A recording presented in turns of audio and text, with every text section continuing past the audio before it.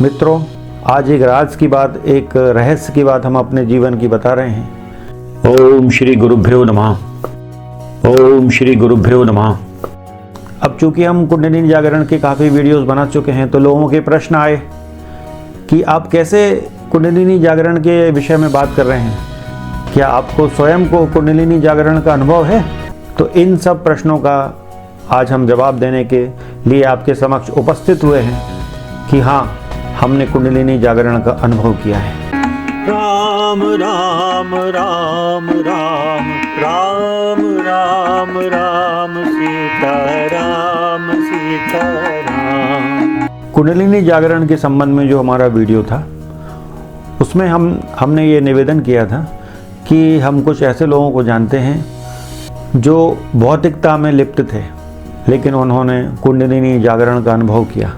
अचानक उनकी कुंडलिनी जागृत हो गई। तो मित्रों, आज एक राज की बात, एक रहस्य की बात हम अपने जीवन की बता रहे हैं कि जिस व्यक्ति को हम जानते हैं वो और कोई नहीं, हमने स्वयं अपने ही अनुभव को लोगों के समक्ष रखने का प्रयास किया था। हाँ, हम बताना नहीं चाहते थे ये सब चीज़ें, हमारे जीवन में जो ये रहस्यमयी घटनाएं घटी हैं, इनको हम उजागर करना नहीं चाहते थे समाज के सामने। लेकिन अब चूंकि हम कुंडलिनी जागरण के काफ़ी वीडियोस बना चुके हैं, तो लोगों के प्रश्न आए कि आप कैसे कुंडलिनी जागरण के विषय में बात कर रहे हैं, क्या आपको स्वयं को कुंडलिनी जागरण का अनुभव है?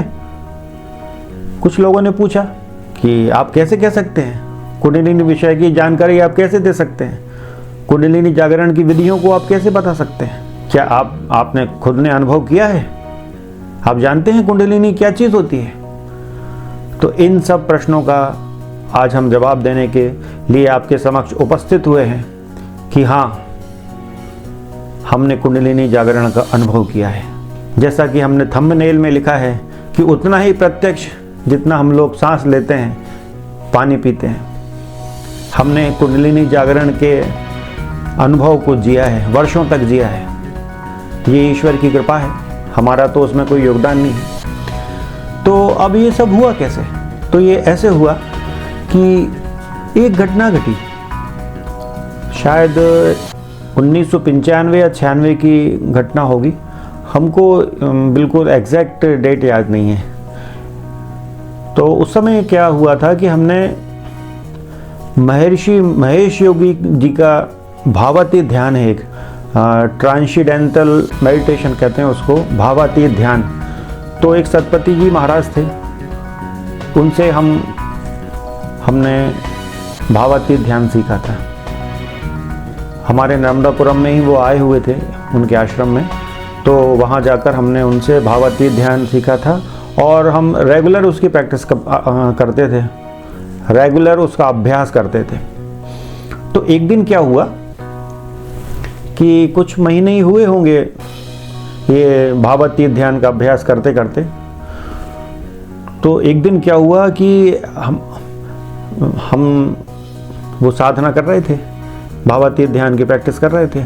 अचानक ऐसा लगा कि जैसे एक बहुत तीव्र बवंडर जैसा टॉर्नेडो, जो एक आंधी आती है, हमारी बिल्कुल रीढ़ की हड्डी के नीचे से एकदम से ऐसा उठा जोर से। उस इतना वेगवती, इतना फोर्सफुल था वो कि जैसे टॉर्नेडो जैसा, कि ये आसपास की सारी चीज़ों को बहा ले जाएगा। इतनी खतरनाक ऊर्जा का एक प्रवाह एकदम नीचे से ऊपर की ओर आया। हम घबरा गए, हमको आइडिया ही नहीं था कि क्या हो रहा है। जब बहुत उसका वेग बढ़ने लगा, कुछ सेकंड्स के लिए हुआ होगा, तो हम डर गए और हम एकदम ध्यान से बाहर आए। हमको समझ में नहीं आया कि ये क्या हो गया, अचानक ये क्या हो गया। तो उस समय हमको कुंडलिनी जागरण के विषय में थोड़ा बहुत सुना था, ज़्यादा जानकारी नहीं थी। तो फिर बात आई गई हो गई, हम वैसे ही भावातीत ध्यान का अभ्यास करते रहे, लेकिन ऐसा कुछ नहीं हुआ। लेकिन उस दिन हम भयभीत हो गए। यदि ध्यान में थोड़ी देर बैठे रहते तो हो सकता कुछ घटना और आगे घटती और कुछ ध्यान बढ़ता, लेकिन चूंकि हम भयभीत हो गए तो वो अवसर निकल गया हाथ से। अब एक दिन क्या हुआ कि हम ये प्रैक्टिस कर रहे थे भावातीत ध्यान की। तो हमने देखा था कि समय हुआ है 5 बजे के आसपास था, अच्छी धूप थी, गर्मी के दिनों की बात है, शायद मई का महीना होगा। ये भी बात 97 के आसपास की होगी, 1997 की। तो हम ध्यान पे बैठे तो ऐसा लगा कि यार ध्यान लग नहीं रहा है। 5 बजे बैठे थे हमको ऐसा लगा कि यार ध्यान लग नहीं रहा है, पता नहीं क्या हो गया। 5 मिनट हो गए, चलो उठते हैं। तो देखा तो जैसे आंखें खोली तो देखा तो अंधेरा हो गया था, घड़ी देखी तो 7 बज गया था। और हमको ऐसा लगा कि जैसे कुछ 3-4 मिनट ही बीते हों। तो हमको समझ में नहीं आया कि वो कितनी बड़ी घटना, वो समाधि घट गई थी हमारी। ये सब बातें हमको बहुत बाद में पता लगी। अब हमको समझ में नहीं आया कि ये ऐसा लगा कि ये 3-4 मिनट ही हुए, वो यहाँ तो 2 घंटे बीत गए, समझ में नहीं आया। अभ्यास करते रहे, लेकिन ध्यान का काफ़ी वर्षों तक ध्यान का हमने अभ्यास किया, लेकिन फिर बाद में डिसकंटिन्यू हो गया। वो किसी भी प्रकार की साधना बंद हो गई। ऐसे लंबे समय तक ऐसा हुआ कि ध्यान नहीं किया, काफ़ी समय बीत गया।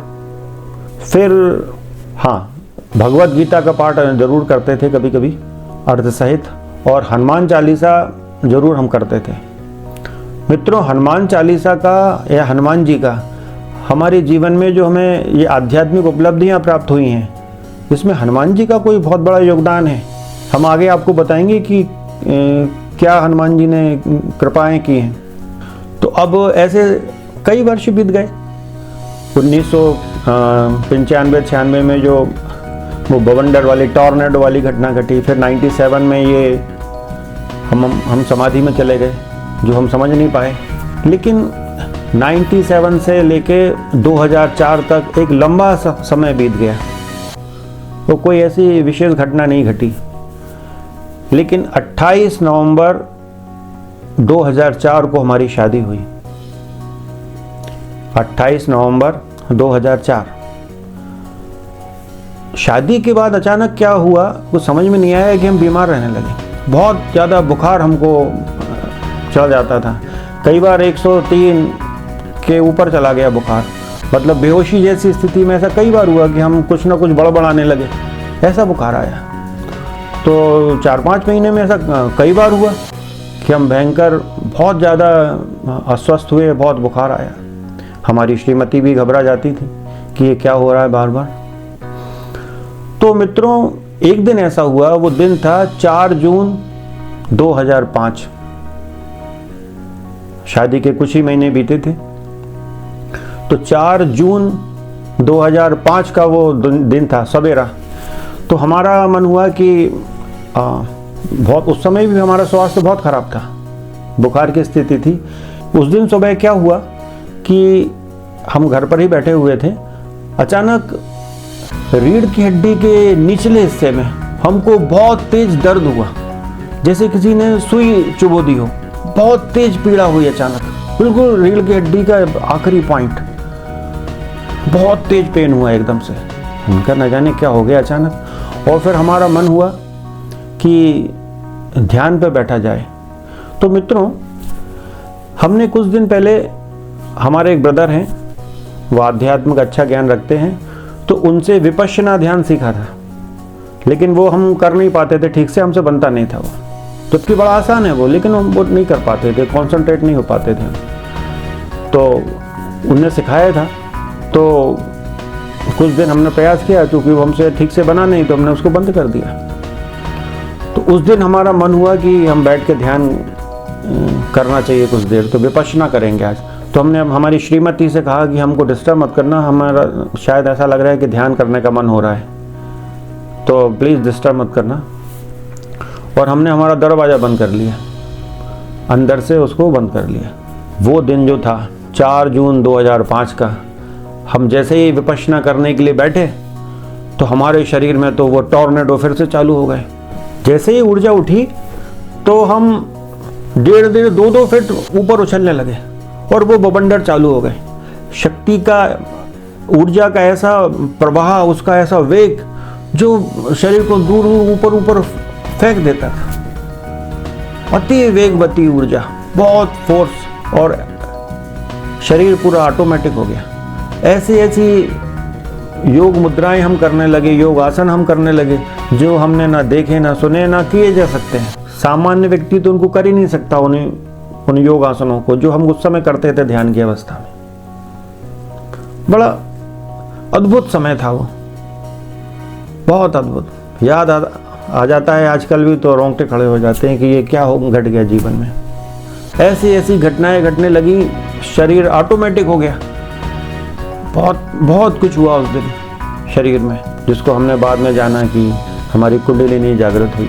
तो प्रतिदिन एक बार में हम ध्यान पे बैठते थे तो 3 घंटे 20 मिनट हम उस समाधि की अवस्था में रहते थे। अब नई नई शादी हुई थी तो पत्नी बाहर के कमरे में रोती थी कि इनको पता नहीं क्या हो गया, कि ये कमरे में बंद करते हैं, बंद करके बैठे रहते हैं घंटों, पता नहीं क्या क्या करते हैं, क्या हो गया।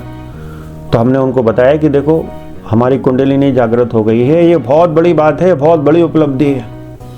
तो इसमें किसी प्रकार के दुखी होने या रोने की बात नहीं, ये तो भगवान की कृपा है जो हमारे ऊपर हुई है। उन्होंने हमारे पापा मम्मी से शिकायत की, अपने मायके में शिकायत की कि कहीं ऐसा नहीं हो कि ये मेरे को छोड़ के चले जाएं, बाबा बन जाएं। तो हमने उनको प्रॉमिस किया, एक वायदा किया कि देखो हम जो भी साधना करेंगे घर पर करेंगे, हम अपनी जिम्मेदारियां छोड़ के, तुमको छोड़कर कहीं भागने वाले नहीं हैं। जो साधना करेंगे हम घर पर करेंगे, लेकिन हमको रोको मत। ये भगवान की बहुत बड़ी कृपा हुई है कि ये कुंडलिनी जागृत हुई, ये कुंडलिनी हमारी जागृत हो गई है, क्योंकि हमने तो कोई प्रयास किया नहीं। अचानक जागृत हो गई, अब चूंकि जागृत हो गई है तो हमको फिर इसके हिसाब से चलना पड़ेगा। प्रतिदिन वही 3 घंटे 20 मिनट का ध्यान, और बात करते करते ध्यान की अवस्था में चले जाते थे, समाधि लग जाती थी। स्थिति तो ये तक हो गई थी कि जैसे किसी से बात कर रहे हैं, और बात करते करते ध्यान उठ जाता था और हमें जाके हम ध्यान पे बैठ जाते थे, और फिर वही घंटों ध्यानस्थ रहते थे हम। सालों तक ये सिलसिला चलता रहा। उस समय हमारी मम्मी बीमार थी। अब किसी दूसरे वीडियो में बताएंगे कि फिर क्या हुआ। कई साल तक ये घटनाएं घटी, कई साल तक हुआ। फिर किसी दिन वीडियो में बताएंगे कि ऐसा क्या हुआ कि इस पर विराम लगा। तो मित्रों, कुंडलिनी जागरण का विशेष अनुभव भगवान की कृपा से, गुरुदेव की कृपा से हमको प्राप्त हुआ। लेकिन दुर्भाग्यवश उस समय हमारा कोई गुरु नहीं था, आध्यात्मिक गुरु हमारे पास नहीं था। तो अब जो घटनाएं घटती थी हमको पता नहीं था कि ये क्या हो रहा है, क्यों हो रहा है। अब यदि कुछ घटना घट रही है तो अब क्या करें, इसके आगे क्या करें, इसका कुछ ज्ञान ही नहीं था। तो इस कारण उस समय कोई आध्यात्मिक गुरु तो हमारा था नहीं। बचपन में एक गुरु बनाए थे हमने, लेकिन वो बहुत पुरानी बात हो गई थी। और किसी की कुंडलिनी जागृत हो जाए और किसी मार्गदर्शक का सहारा ना मिले तो अपने आप में बड़ी खराब स्थिति है। और हमारे पास तो कोई नहीं। तो हमारे एक ब्रदर हैं, तो उन्होंने हमें काफ़ी मार्गदर्शन किया। उनको जितना ज्ञान था उन्होंने हमें संभाला। हमने उनको बताया कि भैया ये हो रहा है, तो फिर उन्होंने थोड़ा बहुत हमको गाइड किया। लेकिन जिस प्रकार के मार्गदर्शन की उस समय हमें आवश्यकता थी वो हमें नहीं मिल पाया। लेकिन कुछ प्रश्न उत्तर होते थे, हम प्रश्न पूछते थे तो कहीं से जवाब आता था, पता नहीं कहाँ से आता था, लेकिन हमारे सवालों का जवाब हमको मिलता था वो समाधि की अवस्था में। 3 घंटे 20 मिनट ध्यान लगता था, और जब 3 घंटे 20 मिनट होने वाले होते थे तो मन में हनुमान चालीसा चालू हो जाती थी। हर बार के ध्यान की बात बता रहे हैं आपको कि 3 घंटे 20 मिनट, उस समय ध्यान में तो समय का ध्यान नहीं रहता है कि क्या कितना समय बीत गया, लेकिन जब उठ के देखते थे तो करेक्ट 3 घंटे 20 मिनट हो चुका होता था। और फिर आखिरी में हनुमान चालीसा प्रारंभ होती थी। जैसे जैसे हनुमान चालीसा आगे बढ़ती जाती थी, समाप्ति की ओर आती थी, हमारा ध्यान भी समाप्त होता जाता था, हम ध्यान में बाहर आ जाते थे। और ध्यान की स्थिति ऐसी थी कि जैसे कोई मच्छर काट रहा हो, तो हम उसको ना भगा सकते हैं ना वो उसको मार सकते हैं, क्योंकि हमारा शरीर हमारे काबू में नहीं रहता था। शरीर ऑटोमेटिक हो गया था, उसको वो किसी दूसरी शक्ति के इशारों से काम करता था, शरीर हमारे बस में नहीं रह गया था। तो ये सब कई वर्षों तक चला। फिर हम जिन हमारे भैया का बताया कि उन्होंने हमें बहुत गाइड किया, उन्होंने हमें महातार बाबा की एक फ़ोटो लगी थी, छोटी सी ब्लैक एंड वाइट फ़ोटो थी। उस फोटो के सहारे हमने अपना आध्यात्मिक गुरु उन्हीं को मना लिया, उससे बहुत सहारा मिला। अब उस समय हम जानते नहीं थे कौन है महातार बाबा, बाद में उनकी जानकारी मिली। फिर महातार बाबा की कृपा से योगानंद जी महाराज से हम जुड़े, परमहंस योगानंद जी से। लेकिन उनसे वो तो शरीर काफ़ी पहले छोड़ चुके, शायद 1953 में शरीर छोड़ा उन्होंने। उनकी संस्था YSS चल रही है, लेकिन दीक्षा नहीं हो पाई। लेकिन महातार बाबा ने हमको हमारे गुरुदेव से मिलाया, जिससे जिन गुरुदेव से हम अभी दीक्षित हैं। हमने नाथ संप्रदाय से दीक्षा ली है। श्री मधुकर नाथ जी महाराज ने हमको दीक्षित किया। लेकिन महाअवतार बाबा ने हमारी बहुत मदद करी, क्योंकि उन्हीं का सहारा था और कोई गुरु तो हमारे पास था नहीं। तो हमने महाअवतार बाबा को ही अपना गुरु बना लिया था। तो अब चूंकि हमारे पास गुरु मंत्र नहीं था, अब जब तक गुरु मंत्र नहीं होता है तब तक कनेक्टिविटी नहीं बनती है गुरु के साथ। अब गुरु मंत्र तो था ही नहीं, तो प्रार्थना से जैसा भी जो होता था, हम महाअवतार बाबा को याद करते थे। तो कभी मदद मिलती थी, कभी नहीं भी मिलती थी। बाद में 2016 में श्री मधुकर नाथ जी महाराज, जिनको श्री एम कहते हैं लोग, आप यदि गूगल करेंगे, यूट्यूब पे देखेंगे तो आपको श्री एम दिख जाएंगे, उनके प्रवचन, उनके रिट्रीट्स सब मिल जाएगा। लेकिन 2004 और 2016 में 12 साल बीत गए। अब हमने बहुत सारे नाम लिए, श्री महाअवतार बाबा जी का नाम लिया, योगानंद जी का नाम लिया और मधुकर नाथ जी महाराज का नाम लिया। तो बहुत से लोग जो आध्यात्मिक जगत से जुड़े हुए हैं, हो सकता है उनको उनकी पूर्ण जानकारी हो, लेकिन अन्य लोगों की जानकारी के लिए हम बता दें कि श्री महाअवतार बाबा जी जो हैं, इस युग के आध्यात्म के सबसे बड़े एक प्रकार के देवता हैं।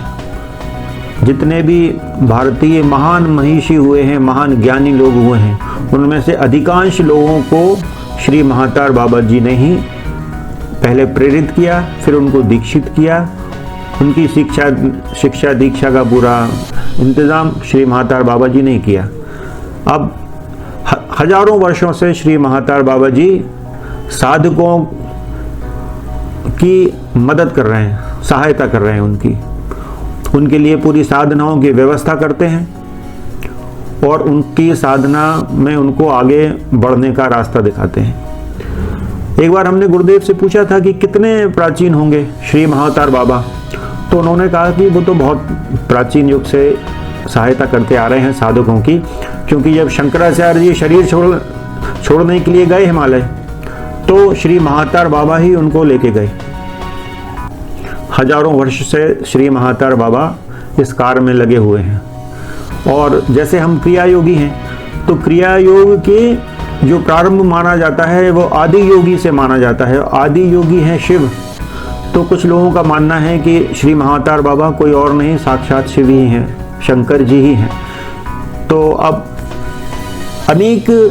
अनेक बड़े बड़े योगी हुए हैं जिनको श्री महाअवतार बाबा जी ने योग से दीक्षित किया है। किसी को क्रिया योग से किया है, किसी को योग की अन्य विधियां दी हैं, किसी को राजयोग दिया है। ऐसे ही कलयुग के महान ऋषियों में से एक हुए हैं श्री लाहड़ी महाशय। लाहड़ी महाशय को श्री महाअवतार बाबा जी ने ही दीक्षित किया। फिर महाअवतार बाबा से दीक्षित होने के बाद जब वो समाज में आए, वो तो वैवाहिक व्यक्ति थे, उनके बच्चे भी थे। तो जब वो समाज में फिर से लौट कर आए तो अनेक लोगों ने उनसे दीक्षा ली। तो उनमें से एक युक्तेश्वर महाराज जी थे। तो युक्तेश्वर महाराज ने दीक्षित होकर अनेक अपने शिष्य बनाए। उन्हीं में से एक महान शिष्य हुए जिन्होंने पूरी दुनिया में क्रिया योग को और योग को फैलाया। वो थे श्री परमहंस योगानंद जी महाराज, श्री परमहंस योगानंद जी से हमारी दीक्षा तो नहीं हो पाई, क्योंकि वो तो हम जैसा कि हमने बताया कि वो तो 1953 के आसपास ही शरीर छोड़ दिया था उन्होंने, तो उनसे दीक्षित नहीं हो पाए हम। और बाद में जाकर श्री एम से हमने दीक्षा ली। लेकिन महातार बाबा से जैसे श्री लाड़ी महाशय ने दीक्षा ली, तो लाड़ी महाशय के अनेक शिष्य हुए हैं। उन्हीं के एक शिष्य से एक भारत के ऐसे महान सपूत ने भी दीक्षा ली है, जिनका नाम है नेताजी सुभाष चंद्र बोस। जी हाँ, नेताजी सुभाष चंद्र बोस भी क्रिया योगी थे। वे भी श्री महातार बाबा की गुरु परंपरा से ही दीक्षित थे। अब श्यामाचरण लाहिड़ी जी को तो स्वयं महातार बाबा ने दीक्षित किया। युक्तेश्वर महाराज जी की दीक्षा हुई लाहिड़ी महाशय से, लेकिन 2 बार, शायद 2 बार युक्तेश्वर महाराज जी को भी महातार बाबा ने दर्शन दिए। यहाँ तक कि योगानंद महाराज जी को भी महातार बाबा ने दर्शन दिए और उनको बताया कि तुम्हें क्या क्या कार्य करना है। लेकिन हमारा जो उदाहरण है कि हम श्री एम से दीक्षित हैं, श्री मधुकर नाथ जी से, जो नाथ परंपरा से दीक्षित हैं। तो श्री एम जो है इस जन्म में महावतार बाबा से डायरेक्ट दीक्षित नहीं है। महावतार बाबा के शिष्य हुए हैं श्री महेश्वरनाथ बाबा जी, महान योगी हुए हैं।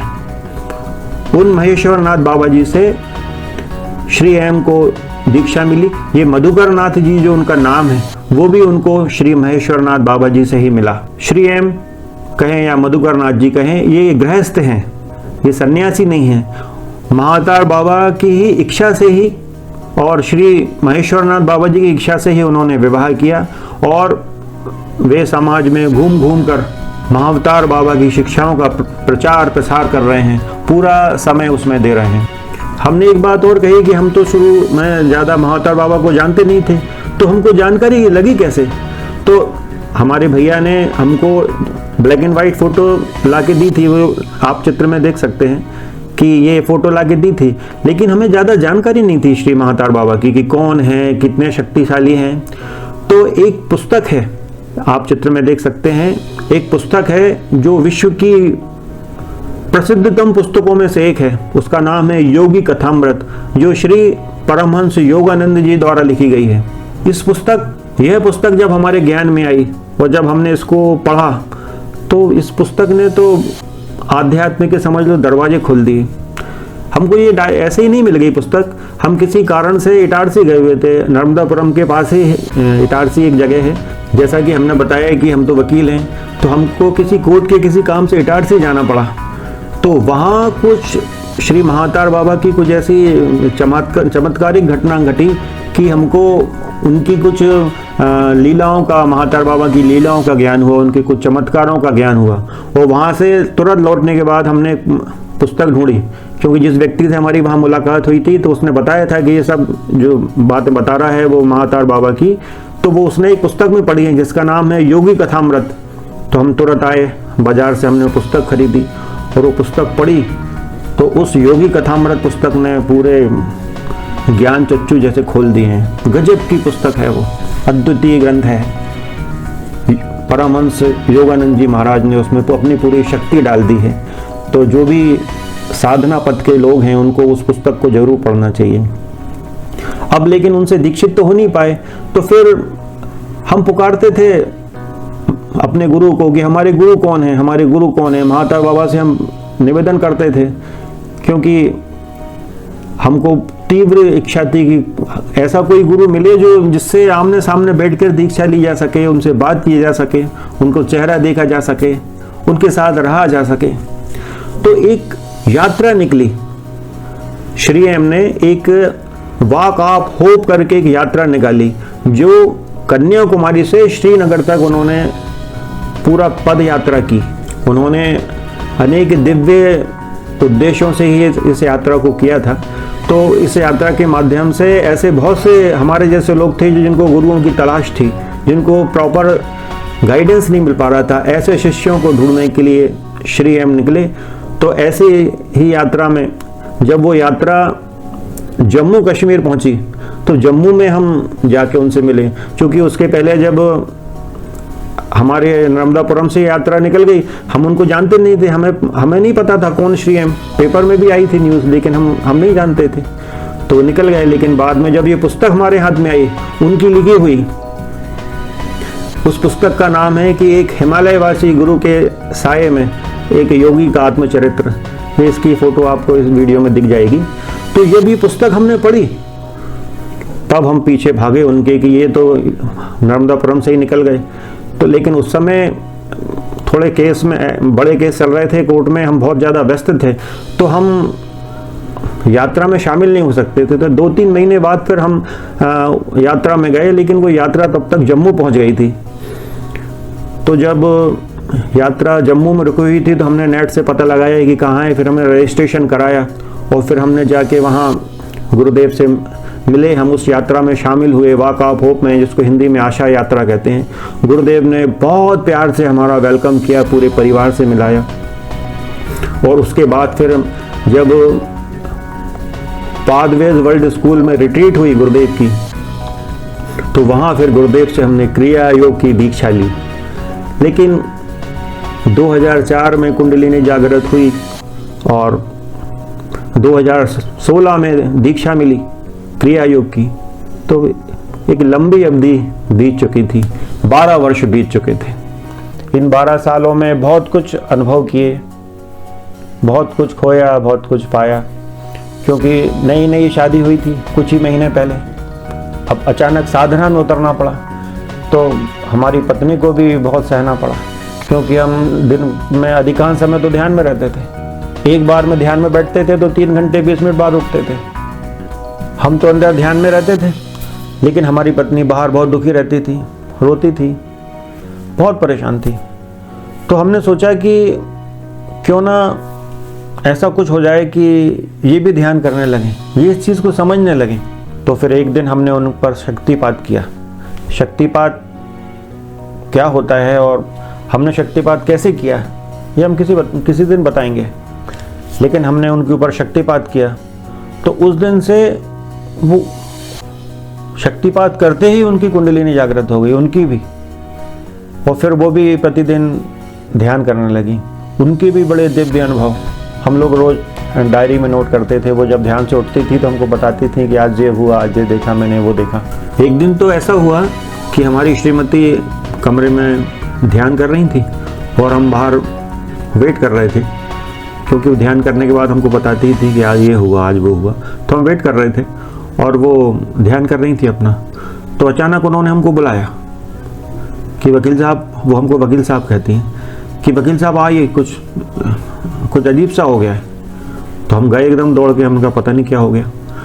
तो उन्होंने बताया कि किसी ने उनके मुंह में मिठाई डाल दी, मुंह में उनके मिठाई का टुकड़ा आ गया है। उन्होंने बताया कि देखो ये पिंक कलर का ये मिठाई का टुकड़ा और हल्का सा मीठा इसका स्वाद है। तो उस कमरे में तो कोई आ ही नहीं सकता था, चारों तरफ से बंद था वो कमरा, बाहर हम बैठे हुए थे। तो हो सकता कोई दैवी शक्ति का प्रवेश हुआ हो और उनको मिठाई खिलाई हो। ऐसे ही वो ध्यान करते करते क्या हुआ, एक दिन बोली कि वकील साहब मुझे बहुत डर लग रहा है। तो हमने कहा क्यों भाई, अभी ध्यान तो ठीक से हो गया ना। फिर लगे पूरा नहीं हो पाया, मैं डर गई बहुत ज़्यादा, तो मुझे ध्यान से उठना पड़ा। तो हमने कहा ऐसा क्या हुआ। तो कहने लगे एक चुड़ैलन टाइप की आती है और वो मुझे बहुत डराती है, बहुत विकराल स्वरूप है उसका और भयानक चेहरा है और मुझे बहुत डरा रही है, मैं बहुत डर गई हूँ। तो अब मैं ध्यान में बैठ नहीं पा रही हूँ, मुझे बहुत डर लग रहा है। तो हमने कहा कि तुम ऐसा करो, तुम डरो मत, अब तुम ध्यान पे बैठो और जैसे ही वो आए तो हम तुम्हारे बाजू में बैठे, हमको इशारा कर देना, तो हम फिर देखेंगे हमें क्या करना है।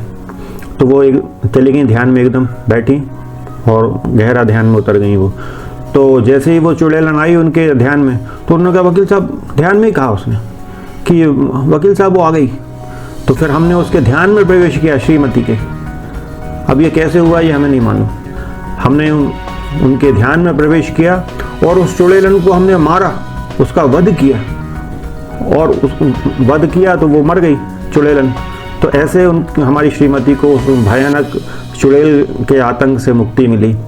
तो ये आसुरी शक्ति कोई होगी जो उनको उनके ध्यान में विघ्न डाल रही होगी। लेकिन वो फिर वो मर गई। फिर उसके बाद इस टाइप की कोई बात नहीं हुई उनके साथ। लेकिन हमारी श्रीमती का जो ध्यान लगना और ये सब चला, ये केवल 1 महीने तक चला। फिर क्या हुआ कि उन्हें मायके जाना पड़ा। तो मायके से जब वो आई तो ये सब कुछ भूल चुकी थी, जैसे ये कुछ घटा ही नहीं उनके जीवन में। आज भी हमारी साधना तो चल रही है, लेकिन हमारी श्रीमती की साधना नहीं होती। वो उसी समय 1 महीने तक के लिए उनका हुआ था, ऊर्जा उठी, कुंडलिनी भी जागृत हुई, लेकिन वो 1 महीने के बाद वो सब समाप्त हो गया।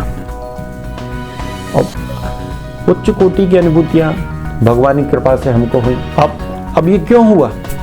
हमने तो ऐसी कोई साधना की नहीं थी, इस जन्म में तो कोई साधना हमने नहीं की थी। थोड़ा बहुत जो हमने बताया कि भावातीत ध्यान हमने किया था, इतने से कुंडलिनी जागृत नहीं हो सकती।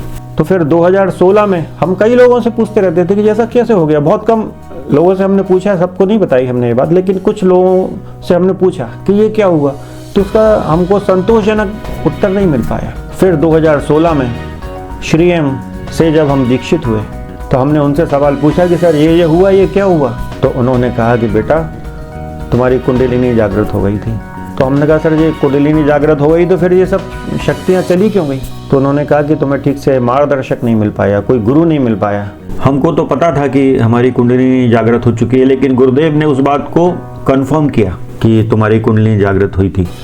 तो अब हमने गुरुदेव से सवाल पूछा कि गुरुदेव कैसे कुंडलिनी जागृत हो सकती है हमारी? हमने तो कोई साधना ही नहीं की, कभी कोई साधना हमने इतनी ज़्यादा नहीं की कि कुंडली जागृत हो जाए, क्योंकि लोग तो बताते हैं कि इसके लिए सैकड़ों जन्म की तपस्या की आवश्यकता होती है। तो फिर हमारी कुंडलिनी कैसे जागृत हो सकती है? तो गुरुदेव ने बताया कि ये तुम्हारी इस जन्म की साधना का फल नहीं है, तुमने पिछले जन्मों में जो साधनाएं की हैं, घोर तपस्याएं की हैं, उस कारण तुम्हारी ये कुंडलिनी जागृत हुई है। जब गुरुदेव ने ये कहा कि तुमको कोई ठीक से मार्गदर्शक नहीं मिल पाया, तो हमने उनसे पूछा कि गुरुदेव आप क्यों नहीं मिले? आप तो देख रहे थे कि हमको ये हमारे साथ ये घटना घट रही है, तो फिर आपने हमारी मदद क्यों नहीं करी? तो गुरुदेव ने कहा कि बेटा मैं उस समय तुम्हारी मदद नहीं कर सकता था, क्योंकि हर चीज़ का एक समय होता है। तो फिर हमने कहा कि सारी शक्तियाँ चली गई फिर ये, तो फिर उन्होंने कहा कि तुम चिंता मत करो, ये तुम्हें फिर से वापस मिलेगा, मेरा वादा है कि ये तुम्हें फिर से वापस मिलेगा, बस साधना करते रहो। तो बहुत सी चीज़ें हैं बताने को, ऐसे घंटों के वीडियो बन जाएंगे, लेकिन वो बातें ख़त्म नहीं होंगी। तो मित्रों, हमने बहुत गहराई से कुंडलिनी जागरण का अनुभव किया है, बहुत सारे चमत्कार देखे हैं, खुद किए हैं, इस शरीर में अनुभव किए हैं, बहुत कुछ अनुभव किया है। क्योंकि कुंडलिनी जागरण की घटना बड़ी दिव्य घटना है, वो मामूली घटना नहीं है। भगवान की कृपा से ये अवसर हमको मिला, तो ऐसी दिव्यता इस जीवन में घट गई है। हम बताना नहीं चाहते थे, क्योंकि अपने अनुभवों को बताना मना है। आध्यात्म में अपने अनुभव नहीं बताए जाते हैं, लेकिन कोई कारण है कि हमको ये बताना पड़ा है। कभी किसी दिन उस कारण पे भी चर्चा करेंगे कि हमको इन रहस्यों को क्यों उद्घाटित करना पड़ रहा है लोगों के सामने। तो आज इतना ही, फिर कुछ और दिव्य अनुभवों को आपके समक्ष शेयर करेंगे। तब तक के लिए जय सिया राम। आप सभी से निवेदन है कि कृपया इस चैनल को सब्सक्राइब करें, हमारे वीडियोस को लाइक करें, शेयर करें, ज़्यादा से ज़्यादा शेयर करें। जय जय श्री सीताराम, जय जय श्री सीताराम, जय जय श्री सीताराम। राम राम राम राम राम राम राम सीता राम सीता राम।